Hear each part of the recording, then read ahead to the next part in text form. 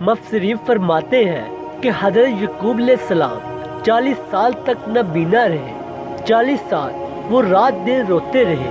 ایک بزرگ عمر رسیدہ اور نابینا جنہوں نے اپنے 2 بیٹے کھو دیے، وہ غم میں ڈوبے ہوئے پریشان حال اور مغموم ہر لمحہ رو رہے تھے اور کہتے تھے میں اپنی پریشانی اور غم کا شکوہ صرف اللہ سے کرتا ہوں۔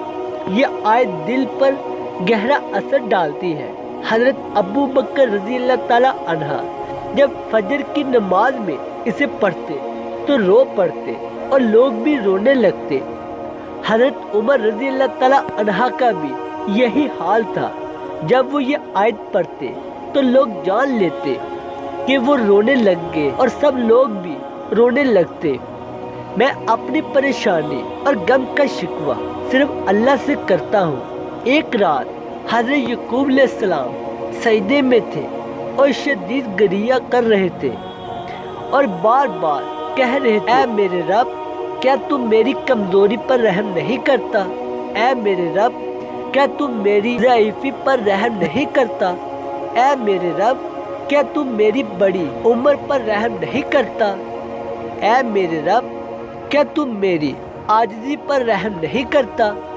اے میرے رب، کیا تم میری تندرستگی پر رحم نہیں کرتا؟